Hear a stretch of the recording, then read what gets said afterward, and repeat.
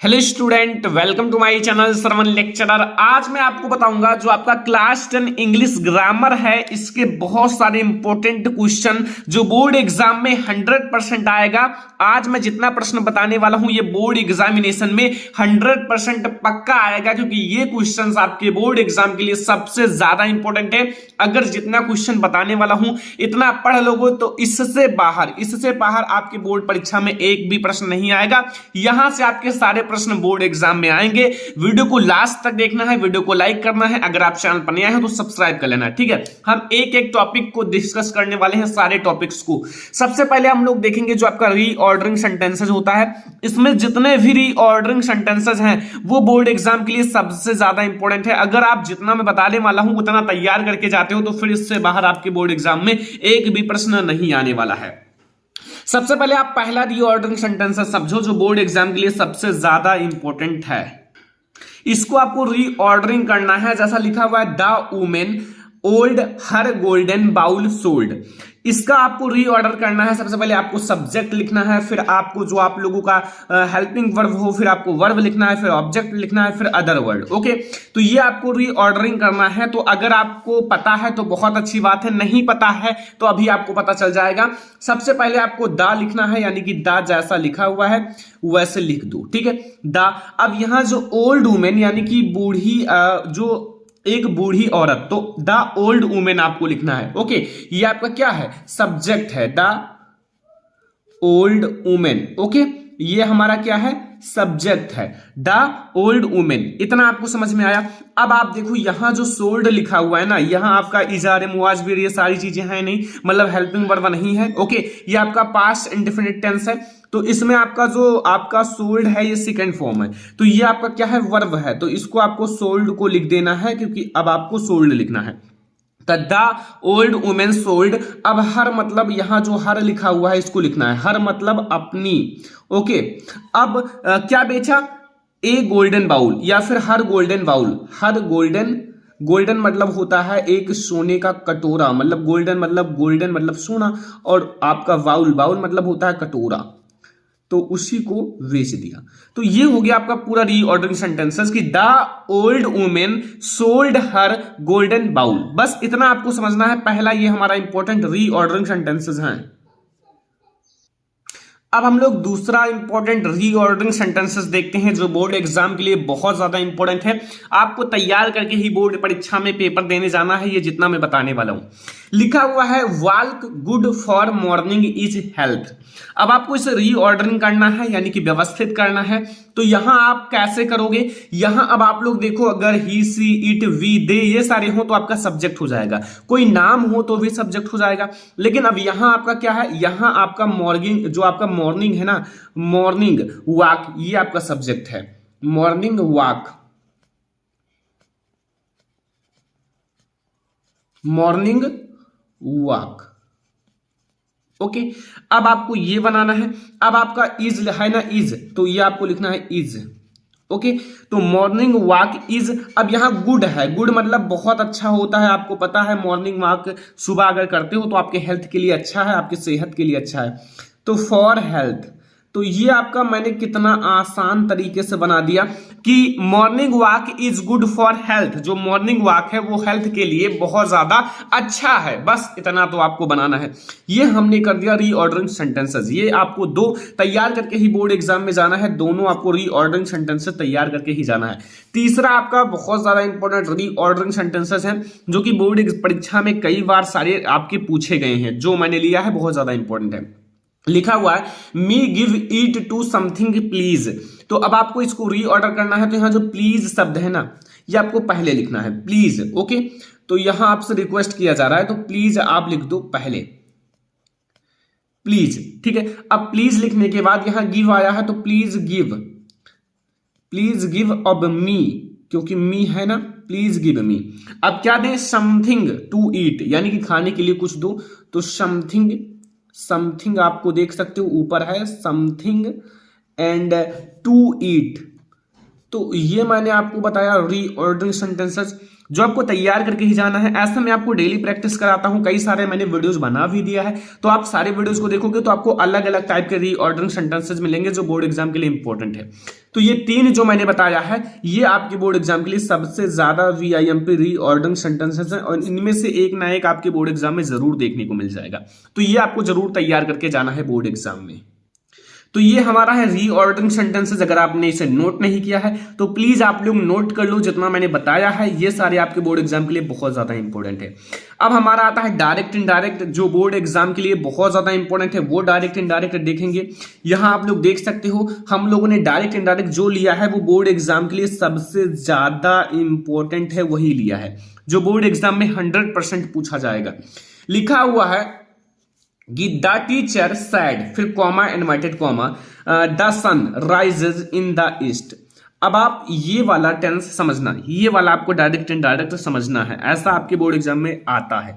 देखो आपको ये पूछ रहा है, जो टीचर है वो कहता है कि the sun rises in the east, तो ये बिल्कुल सही बात है, ये आपका सार्वभौमिक सत्य है, ठीक है। तो ये आपका बिल्कुल सही है। तो अब आपको इसमें कोई चेंजेस नहीं करना है, ये आपका बिल्कुल सही है कि सन का राइज ईस्ट से ही होता है, उदय होता है, ठीक है, मतलब निकलता है। तो फिर अब आप लोगों को क्या लिखना है, द टीचर, जैसा लिखा हुआ है वैसे लिखो। अभी मैं आपको बताता हूं जो भी चेंज होगा।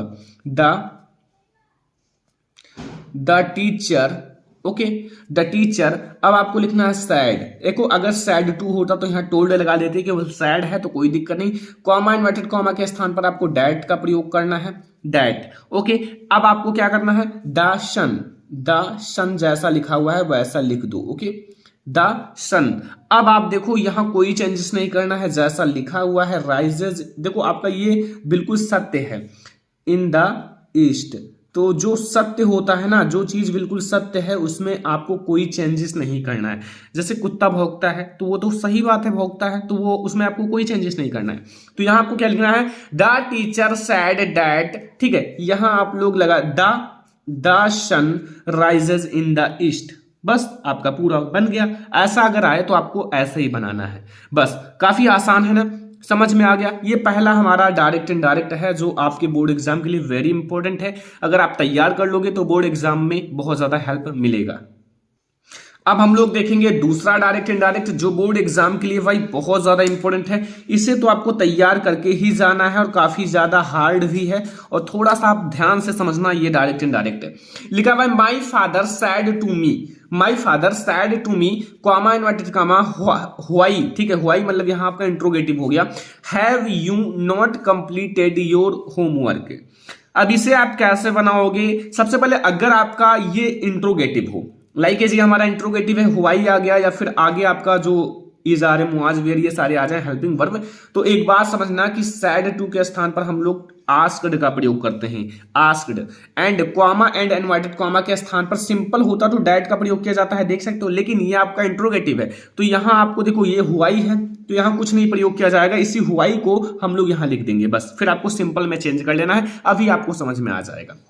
जैसे यहां आपको लिखना है my father.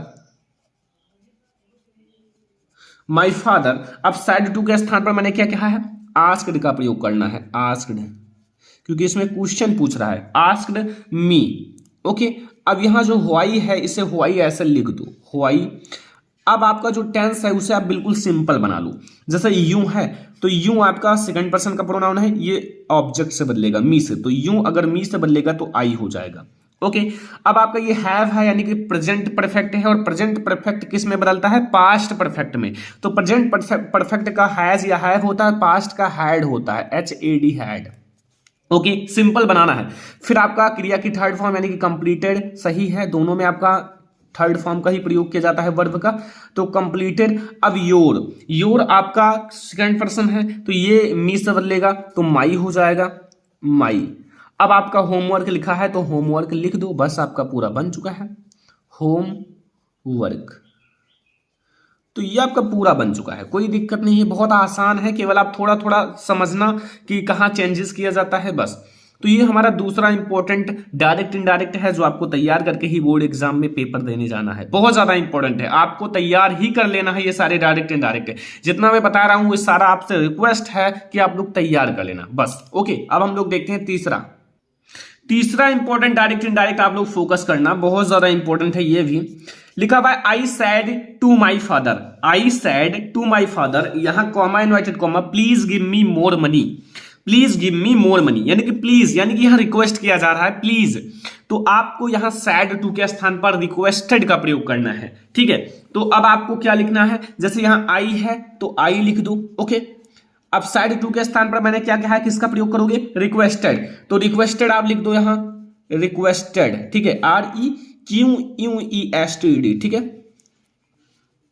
Requested, I requested. अब आपको क्या लिखना है, आई रिक्वेस्टेड के बाद माई फादर है तो माई फादर लिख दो। भाई ध्यान से समझना, अभी आपको पूरा मैं समझा दूंगा जो भी चीजें हैं। My father, okay, I requested my father, और कॉमा इनवर्टेड कॉमा के स्थान पर केवल टू का प्रयोग करना। अगर प्लीज शब्द आए, टू मैंने प्रयोग कर दिया, प्लीज को हटा देना, क्योंकि प्लीज के स्थान पर मैंने यहां रिक्वेस्टेड लगा दिया। यहां पे रिक्वेस्टेड मतलब होता है रिक्वेस्ट करना, तो अब आपको यहां टू लगाना है और जैसा लिखा है वैसा लिख देना है, प्लीज शब्द को हटाकर, यानी कि गिव लिखा हुआ है give.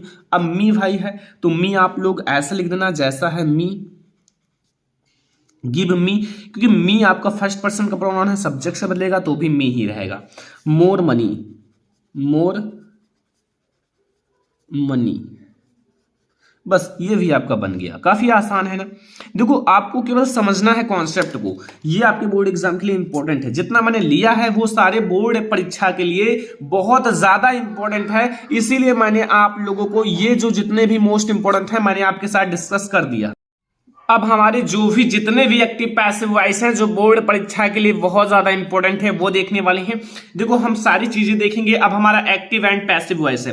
Active and passive voice आप लोगों ने पढ़ा भी होगा क्योंकि आप लोगों के सिलेबस में है क्लास 10 में। ये बहुत ज्यादा important active and passive voice है। लिखा हुआ है the teacher punished the naughty boy. अब आपको सबसे पहले ये समझना है कि ये आपका कौन सा टेंस है। तो कौन सा टेंस है, आपका सेकंड फॉर्म लगा हुआ है वर्ब का सेकंड फॉर्म, तो आप लोगों को पता चल गया पास्ट इंडेफिनिट है। अब ये पास्ट इंडेफिनिट है तो इसको अगर आपको पैसिव वॉइस में चेंज करना है तो पास्ट इंडेफिनिट को पैसिव वॉइस में चेंज करते समय वाज या वेयर का प्रयोग किया जाता है। और आप लोगों को यह समझना है कि पैसिव वॉइस में ऑब्जेक्ट को सब्जेक्ट बनाया जाता है और सब्जेक्ट को ऑब्जेक्ट बनाया जाता है। ये सारी चीजें कॉमन चीजें हैं जो पता होना चाहिए। ठीक है, अब इसमें आपका ऑब्जेक्ट क्या है, the teacher punished the naughty boy, तो इसमें ऑब्जेक्ट क्या है, the naughty boy. The naughty boy आपका ऑब्जेक्ट है तो इसको आप सब्जेक्ट बना लो। जैसे यहां आपका लिखना है द, ठीक है, द। अब आपको नॉटी बॉय, जैसे आपका ये नॉटी बॉय मतलब होता है नटखट लड़का। ओके, तो अब आप लोग ये लिखो नॉटी बॉय। ठीक है, आप लोग स्पेलिंग का भी ध्यान रखना भाई, क्योंकि स्पेलिंग भी बोर्ड परीक्षा में चेक किया जाता है। The naughty boy. ओके, अब आप वाज या वेयर का क्या प्रयोग करोगे, वाज, क्योंकि भाई ये सिंगुलर है, एक बच्चा है तो वाज। ओके, अब आपका पनिश्ड, भाई एक बात याद रखना जो कि आप लोग हमेशा कि एक्टिव से पैसिव बनाते समय हमेशा वर्ब का थर्ड फॉर्म का ही प्रयोग किया जाता है। वर्ब का थर्ड फॉर्म, जैसे मैंने पनिश्ड लिखा, ये आपका सेकंड फॉर्म भी है, थर्ड फॉर्म भी है। ठीक है, अब आपको वाई लगाकर आपको सब्जेक्ट लिखना है, सब्जेक्ट को ऑब्जेक्ट बनाना है तो वाई लगाकर लिखना है। ठीक है, वाई द टीचर। ओके, बस आपका ये हो गया एक्टिव से पैसिव वॉइस। बस इतना तो आपको समझना था और ये सारे बहुत इजी होते हैं अगर आप थोड़ा सा अपना माइंड लगाकर थोड़ा रूल्स पढ़ लेते हो, जो इनके रूल्स हैं, बस आपका सारा क्लियर हो जाएगा। ठीक है, थोड़ा सा मेहनत करते हो तो फिर आपका सारा क्लियर हो जाएगा। और ये जो मैं जितना बता रहा हूं ये बोर्ड एग्जाम के लिए इंपॉर्टेंट है, यहीं से आपको बोर्ड एग्जाम के देखने को मिलेंगे। यहां दूसरा आप समझो, जैसे लिखा हुआ he is helping his brother, he is helping his brother, आपको दिख रहा होगा छोटा है लेकिन ये बहुत ज्यादा इंपॉर्टेंट है, बोर्ड परीक्षा में कई बार पूछा गया है। तो अब आप इसे कैसे बनाओगे, इसमें आपका ऑब्जेक्ट क्या है, हिज ब्रदर है ना, ऑब्जेक्ट क्या है, हिज ब्रदर, तो आप हिज ब्रदर को आगे लिखो। तो आओ अब हम लोग लिखते हैं his brother. Okay, his brother, इतना आपको समझ में आया। लेकिन आपका कॉन्टिन्यूअस है, ये कौन सा टेंस है, प्रेजेंट कॉन्टिन्यूअस। प्रेजेंट कॉन्टिन्यूअस में इज रहेगा, इज के साथ केवल पैसिव बनाते समय विंग का प्रयोग किया जाता है, इज आरएम के साथ केवल विंग का। ओके, तो यहां आप इज लगाओ, इज लगाओगे और यहां केवल विंग लगा दो, बस आपका पैसिव वॉइस हो गया, इज विंग। लेकिन एक बात याद रखना, यहां जो हेल्पिंग है आईएनजी लगा हुआ है ये नहीं रहेगा, यहां हेल्प्ड हो जाएगा, क्योंकि आपको वर्ब का थर्ड फॉर्म का यूज करना है। Sorry, helped, HELPED, PED, helped. Okay, helped. अब आपको जो आपका ही है, ही को आपको क्या बदलना है ऑब्जेक्ट में, तो ऑब्जेक्ट में बदलते समय वाई का प्रयोग करो और ही का ऑब्जेक्टिव केस होता है हिम। Okay, HIM, him. बस अब आपका ये हो गया एक्टिव से पैसिव वॉइस। मैंने यहां जो आपका ऑब्जेक्ट था हिज ब्रदर, उसको मैंने सब्जेक्ट बना लिया, और यहां जो आपका ही सब्जेक्ट था उसको ऑब्जेक्ट बना लिया। बस आपको पैसिव वॉइस के रूल्स थोड़ा पता होना चाहिए बस। ओनली आप एक दिन में ये सारा पढ़ सकते हो पैसिव वॉइस का रूल्स, बहुत आसान है। तीसरा समझो, लिखा हुआ है did you complete your homework या फिर योर वर्क एस्टरडे। अब आपको इसे पैसिव वॉइस में चेंज करना है, यानी कि पैसिव वॉइस में आप कैसे चेंज करोगे, बस थोड़ा सा ध्यान रखना कि यहाँ डिड है तो डिड मतलब आपका कौन सा है, पास्ट इंडेफिनिट, तो डिड के स्थान पर आप वाज लगा दो। ओके, अब आप आगे वाज लगा दो। अब आपका यहाँ जो ऑब्जेक्ट है उसे सब्जेक्ट बना लो। यहाँ जो आपका योर वर्क है ना, ये योर वर्क ये आपका ऑब्जेक्ट है, तो इसे आप सब्जेक्ट बना लो, वाज योर वर्क। ठीक है, अब आपको क्या करना है, कंप्लीट का थर्ड फॉर्म क्या होगा, completed, completed. Okay okay, completed. अब आपको देखो ये जो आपका एस्टरडे है, यहीं आप कंप्लीटेड के इधर लिख देना एस्टरडे, फिर आपको बाई लगाकर सब्जेक्ट लिखना है, वाई, और सब्जेक्ट आपका क्या है यू, तो यू आपका यू में रहेगा, और आपको लास्ट में क्वेश्चन मार्क जरूर लगा देना है क्योंकि आपका इंट्रोगेटिव है। तो यहां से एक्टिव एंड पैसिव वॉइस तीनों आपको समझ में आ गया। ये बहुत ज्यादा VIMP एक्टिव पैसिव वॉइस है, इसके रूल्स के अकॉर्डिंग आप बहुत सारे एक्टिव पैसिव बना सकते हो।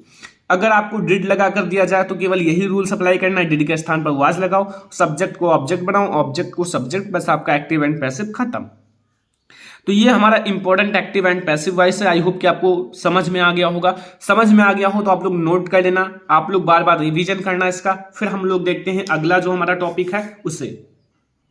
अब हम लोग देखेंगे जो हमारे पंक्चुएशन आते हैं बोर्ड एग्जाम में, क्लास 10th में पंक्चुएशन। आप इसको समझो, जितना मैं पंक्चुएशन बताने वाला हूं इससे बाहर बोर्ड परीक्षा में एक भी नहीं आएगा। देखो पंक्चुएशन में आपका इंट्रोगेटिव वाला ज्यादा पूछा जाता है, क्योंकि अभी मैं आपको समझाने वाला हूं ये जो आपका पंक्चुएशन है उसे। ठीक है, पहला पंक्चुएशन आपके बोर्ड एग्जाम के लिए बहुत ज्यादा इंपॉर्टेंट है, दूसरा ये तो सबसे ज्यादा इंपॉर्टेंट पंक्चुएशन है, और हो सकता है कि यही आपको बोर्ड एग्जाम में देखने को मिल जाए। ओके, कई बार आया हुआ है। जैसे आपका डायरेक्ट, ये आपका रहता है इनडायरेक्ट, डायरेक्ट इन स्पीच। ठीक है, डायरेक्ट स्पीच, तो इसको आपको क्या करना है, कॉमा, इन्वर्टेड कॉमा, ये सारे आपको अच्छे से करना होगा। आपको क्वेश्चन मार्क लगाना होगा, जहां कैपिटल नहीं है वहां कैपिटल लिखना होगा, बस आपका हो जाएगा। जैसे पहला आप समझो, पहला आप ध्यान से समझना, लिखा हुआ है I said to Shyam you will not fail if you work hard. अब आप इसे कैसे करोगे, सबसे पहले पहला अक्षर तो भाई कैपिटल होना चाहिए। अब आपका ये पंक्चुएशन है, आई सैड टू श्याम, क्या लिखोगे, आई सैड टू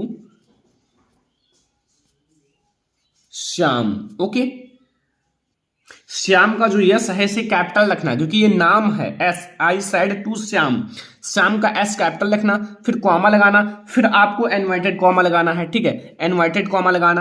अब inverted comma, comma inverted comma के अंदर लिखना है, यही सबसे ज्यादा मेन पॉइंट है पंक्चुएशन में, आपके बोर्ड एग्जाम में यही सबसे ज्यादा मेन पूछा जाता है। अब वाई आपको कैपिटल करना है क्योंकि इससे आपको कैपिटल से स्टार्ट करना है, यू, फिर आपको जैसा लिखा हुआ है विल नॉट फेल, ध्यान से समझना सारी चीजें, फेल इफ यू, जैसा लिखा हुआ है वैसा लिख देना, वर्क हार्ड, वर्क हार्ड। फिर आपको यहां फुल स्टॉप लगाना है, यहां फुल स्टॉप नहीं लगा था, फुल स्टॉप लगाना है। ठीक है, और यहां आपको इनवर्टेड कॉमा बंद कर देना। ये हमारा बिल्कुल सही हो गया। ऐसे आपको पंक्चुएशन बनाना रहता है बोर्ड एग्जाम में अगर पूछा जाए तो, और ऐसा ही आपके बोर्ड एग्जाम में बहुत सारे ऐसे पंक्चुएशन आते हैं जो आपके ऐसे ही बनाने पड़ते हैं। ठीक है, अब अगला हम लोग देखते हैं जो हमारा अगला पंक्चुएशन है। अगला देखो यहां लिखा हुआ है, दूसरा समझना, जो हमारा दूसरा मोस्ट इंपोर्टेंट पंक्चुएशन है बोर्ड एग्जाम के लिए, लिखा हुआ है कि my father said to Raju you should not waste your time on Sundays. ठीक है, अब यहां आप कैसे इसे बनाओगे, सबसे पहले आप माई, इसका एम कैपिटल कर लेना। ठीक है, माई फादर जैसा लिखा हुआ है वैसा लिख देना, my father said to said to. अब राजू आपका नाम है तो इसका आर आप लोग कैपिटल कर लेना, राजू। ठीक है, तो राजू लिखने के बाद यहां कॉमा लगाना और इनवर्टेड कॉमा के अंदर लिखना you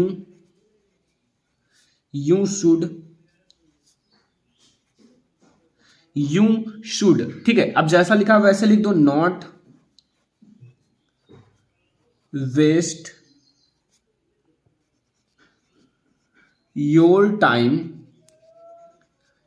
time on Sundays. S capital कर लेना, संडेज। और यहां आपको फुल स्टॉप लगाना है।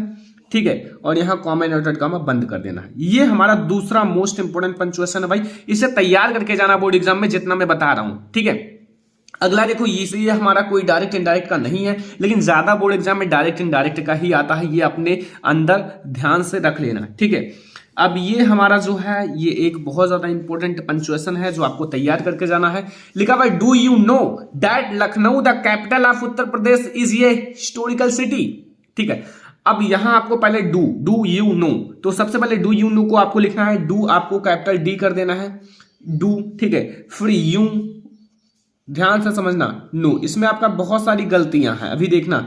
डू यू नो दैट, अब यहां लखनऊ का एल स्मॉल लिखा हुआ, इसे कैपिटल करना है क्योंकि भाई लखनऊ एक फेमस सिटी है, लखनऊ यानी कि लखनऊ। ठीक है, लखनऊ। अब आपको क्या करना है, यहां कॉमा लगाना है, फिर आपको यहां द आपको लिखना है, द कैपिटल जैसे लिखा हुआ है, कैपिटल ऑफ। अब यहां उत्तर प्रदेश एक राज्य है तो आपको इसको कैपिटल लिखना है, यू आपका कैपिटल होना चाहिए पहला अक्षर, उत्तर। ठीक है, और प्रदेश का भी पी कैपिटल होना चाहिए। यही सारी गलतियां होती हैं इसमें, और आप लोग अगर सही लिखोगे तभी आपको फुल मार्क दिया जाएगा। उत्तर प्रदेश, फिर आपको यहां कॉमा लगाना है। अब आपको इज जैसा लिखा हुआ है, इज ये हिस्टोरिकल सिटी। अब यहां देखो, सबसे पहले एक बात समझो, यहां सबसे पहले आप एक चीज देखो कि यहां आपका क्वेश्चन मार्क नहीं लगा हुआ है, यहां आपको क्वेश्चन मार्क लगाना है। क्यों? क्योंकि ये आपका इंट्रोगेटिव है, तो ये भी आपके बोर्ड एग्जाम के लिए वेरी इंपॉर्टेंट है। तो आप लोग सारा तैयार करके जाना। तो इसीलिए मैं आपसे कह रहा हूं कि आप ध्यान से समझो जो मैं प्रश्न बता रहा हूं, जो क्वेश्चन करा रहा हूं, क्योंकि ये सारे आपके बोर्ड एग्जाम के लिए बहुत ज्यादा इंपॉर्टेंट है। अब हम लोग देखेंगे जो हमारा प्रीपोजिशन है भाई, ये 4 प्रीपोजिशन बताऊंगा, लेकिन मैं गारंटी लेता हूं कि यहां से आपके 4 में से 1 या 2 देखने को मिल जाएगा। सबसे पहले आप पहले प्रीपोजिशन पर ध्यान दो, लिखा हुआ है द सन सेट्स। अब यहां आपका डॉट डॉट डॉट लिखा हुआ है द वेस्ट। आपके पास बोर्ड एग्जाम में ऑप्शन भी रहेगा, जैसा ऑप्शन दिया गया है, इन इंटू या टू। तो यहां क्या भरा जाएगा, द सन सेट्स, फिर यहां आपको प्रीपोजिशन भरना है द वेस्ट।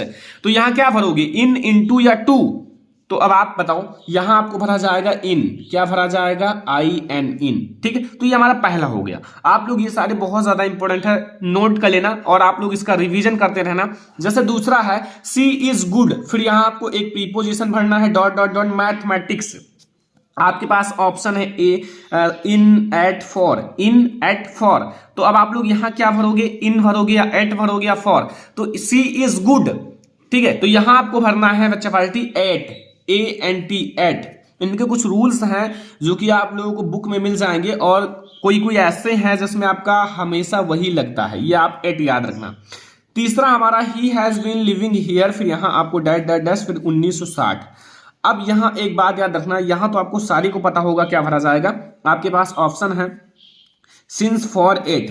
तो यहां सबसे पहले ये समझो, अगर 1960 दिया हो, 1822 दिया हो, एंड आपका कोई भी दिया हो, सन 2002 दिया हो, 2020 दिया हो, और आपका यहां हैज बीन लिविंग, ठीक है, परफेक्ट कॉन्टिन्यूअस हो, तो आप लोग सिंस या फॉर का प्रयोग करना। सबसे पहले 2 में से सिंस या फॉर। लेकिन आपको क्या सिंस या फॉर क्या प्रयोग करना चाहिए, ये निश्चित समय है 1960, तो अगर निश्चित समय है तो फॉर का प्रयोग करना, अनिश्चित समय है तो सिंस का प्रयोग करना। तो यहां आपका सिंस का प्रयोग होगा, क्योंकि आपका बिल्कुल निश्चित है भाई 1960, तो निश्चित है ना, तो सिंस का प्रयोग करो, क्या दिक्कत है, कोई नहीं। अब अगला देखो, चौथा नंबर, डू यू लिसन, फिर यहां आपका dash dash dash dash dash, what I said, क्या तुमने सुना मैंने क्या कहा। तो अब यहां आप लोगों के पास ऑप्शन तो है भाई, एट है, टू है, फॉर है, तो क्या भरोगे? आपको पता होगा भाई प्रीपोजिशंस के थोड़े रूल्स हैं, ज्यादा है नहीं। अगर आप थोड़ा सा एक दिन पढ़ लेते हो 2-3 घंटे निकाल के तो आपका प्रीपोजिशन कंप्लीट हो जाएगा। ये क्लास 10th का सबसे इंपोर्टेंट 4 प्रीपोजिशन लिया है और ये हर बार बोर्ड एग्जाम में आता है, इसीलिए मैंने ये ले लिया है कि आप लोगों के बोर्ड एग्जाम में एक ना एक जरूर फंस जाए। तो यहां आप लोगों को लिखना है टू, ठीक है, टू, क्योंकि यहां आपका टू ही भरा जाएगा। तो ये आप लोग प्रीपोजिशन जितना मैंने बताया है ये तैयार करके जाना, पंक्चुएशन और आपका डायरेक्ट इनडायरेक्ट, एक्टिव पैसिव जितना मैं बता रहा हूं आप सारे को तैयार कर लेना। आप लोग थोड़ा सा मेहनत करना, मेहनत करके पढ़ोगे तो आप लोगों का मार्क बहुत अच्छा आएगा, ठीक है। तो अब हम लोग देखेंगे जो हमारा अगला टॉपिक है जो बोर्ड एग्जाम के लिए सबसे ज्यादा इंपॉर्टेंट है और सबसे ज्यादा डिमांडेबल है, ठीक है। चलो हम लोग देखते हैं। अब हम लोग देखेंगे क्लास 10th का एक सबसे ज्यादा इंपॉर्टेंट ट्रांसलेशन। यहां से आपका 5 नंबर बिल्कुल पक्का हो जाएगा। बोर्ड एग्जाम में 5 मार्क्स का आता है ट्रांसलेशन। ये बहुत ज्यादा इंपॉर्टेंट है।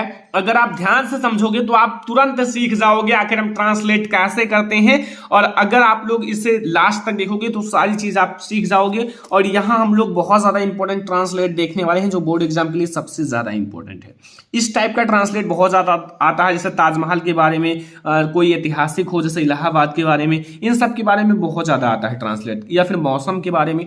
तो ये सबसे ज्यादा इंपॉर्टेंट ट्रांसलेट है। तो सबसे पहले आप इसे ध्यान से पढ़ना बोर्ड एग्जाम में आए तो। ताजमहल विश्व के सुंदरतम इमारतों में से एक है। अब यहां सब्जेक्ट क्या है? ताजमहल, ठीक है। अभी आप सारा समझ जाओगे। इसे मुगल बादशाह शाहजहां द्वारा बनवाया गया और इसे मुमताज महल की याद में बनवाया गया था। यह जिला आगरा, ठीक है, जिला आगरा उत्तर प्रदेश में स्थित है। जिला आगरा है लेकिन उत्तर प्रदेश में स्थित है। अब इसे आप कैसे बनाओगे? सबसे पहले आप समझो कि ताजमहल, ट्रांसलेशन में समझना कि यहां आपका ताजमहल सब्जेक्ट है। तो सबसे पहले आप ताजमहल लिखो। देखो अब एक बात याद रखना, ये बहुत ज्यादा फेमस है तो इसे कैपिटल में लिखना बच्चा पार्टी। ताज महल, ताज महल, ठीक है। अब ताजमहल अब है, ये आपका सिंपल इज आर एम है तो इज आप लिख दो, है इज, ठीक है। तो ताजमहल इज, ओके। अब देखो क्या लिखना है, यहां एक, पीछे से देखो एक, इज वन, इज वन, ठीक है। तो ताजमहल इज वन ऑफ, यानी कि आपको लिखना है of, Taj Mahal is one of the most beautiful building, यानी कि आपका सुंदर इमारत, ठीक है। तो यहां आपको लिखना है इज, यानी कि वन ऑफ द मोस्ट, आपको लिखना है मोस्ट ब्यूटीफुल मतलब होता है सुंदरतम, तो यहां आपको मोस्ट ब्यूटीफुल लिखना है, ठीक है। Most beautiful. अब आपका बिल्डिंग्स मतलब होता है आपका इमारत, ठीक है। मोस्ट ब्यूटीफुल बिल्डिंग्स ऑफ, यानी कि विश्व का है ना, तो building of the worlds, of the world, बस आपका हो गया। देखो ताजमहल विश्व के सुंदरतम इमारतों में से एक है, तो Taj Mahal is one of the most beautiful buildings of the world, okay. समझ में आया? कोई दिक्कत नहीं है। दूसरा समझो, इसे मुगल बादशाह शाहजहां द्वारा बनवाया गया था, तो इसे मतलब होगा इट, ठीक है। वाज, देखो बनवाया गया था मतलब वाज लगेगा, वाज या वियर, तो वाज लगेगा। इट वाज विल्ड मतलब होता है बनवाना या फिर बनाया, ठीक है, VUILT, विल्ट, ठीक है। अब देखो ये आपका पैसिव वॉइस है, क्योंकि पैसिव वॉइस द्वारा आ गया ना, द्वारा बनवाया गया था, तो it was wilt by the, अब इसे आप कैपिटल लिखना भाई, काफी फेमस है, तो मुगल, ठीक है, मुगल। अब यहां बादशाह का होगा एम्परर, ठीक है, EMPER, ठीक है, OR। अब शाहजहां, ठीक है, यहां आपको शाहजहां इनका नाम है, तो ये आप लोग लिख देना शाहजहां, कैपिटल लिखना, SHA शाह, ठीक है। फिर आप लोगों को लिखना है जहां, JAHAN। देखो आपको शाहजहां ऐसे लिखना है। अब अगला लाइन देखो, इसे मुमताज महल की याद में बनवाया गया था, इसे मुमताज महल की याद में बनवाया गया था, तो यहां फिर से इट का प्रयोग करना है। आपको लिखना है इट वाज बिल्ट ठीक है, इन द मेमोरी, मेमोरी मतलब होता है याद, ओके, तो मेमोरी, ठीक है, मेमोरी, मेमोरी ऑफ किसकी याद में, अब आप उनका नाम लिख दो, ऑफ यहां आपका है मुमताज, ठीक है, मुमताज महल, तो मुमताज महल इनका नाम है, तो मुमताज महल की याद में बनवाया गया था यह। अब आप देखो, यह जिला आगरा उत्तर प्रदेश में स्थित है। इट इज सिचुएटेड मतलब स्थित होना, सिचुएटेड कहां स्थित है, इन आगरा, AGRA, आगरा जिला, आगरा जिला का होगा आगरा